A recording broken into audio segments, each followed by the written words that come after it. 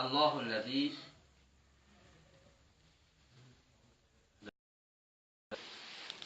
الله في السماوات و فی الارض یعلم سرکم و جهرکم و یعلم ما تکسبون. خدا کجاست؟ خدا در هر طبقه زمین و آسمان همه جا موجود هست. چیکار میکنه؟ سیر و اسرار ظاهری و باطنی شما را میداند، میبیند و میداند. این آیه دلیل بر این است که خداوند خالق هفت طبقه زمین و آسمان است و میگه هو الله الذی خلق السماوات والارض.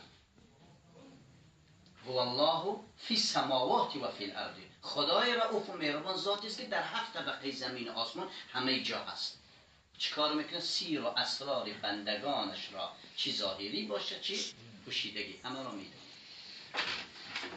این آیات دلیل بر این است که خداوند از جا و مکان از همه چیز بی‌نیاز است. متوجه شده؟ این یک بحثی است. خلاصه برمیگردم این آیه که اونا استدلال میگن ثم استوى علی العرش. این چی معنی داره؟ این بزرگان دین، محدثین و مفسرین و مجتهدین گفتن که در قرآن چند جای حروف مقطعات هستند. مقطعات معناش این است که دانستن معنا و مرام و مقصد این آیات و کلمات هیچ کس نمیداند. سیر است بین خدا، جبریل و محمد و رسول الله صلی الله علیه و سلم.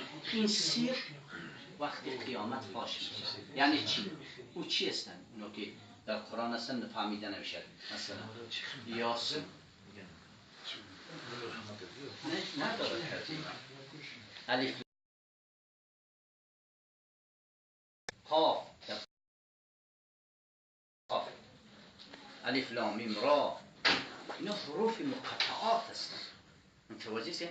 یعنی دانستن معنای اینها قطع است، فقط خدا میداند و جبریل و محمد. سیر است بین خدا، جبریل و محمد. متوجه هستید؟ این ثم استوى علی العرش حروف مقطعات است. متوجه هستید؟ از حضرت ابوبکر، حضرت رسول الله صلی الله علیه و سلم بزرگترین این مخلوق است، دانشمندترین.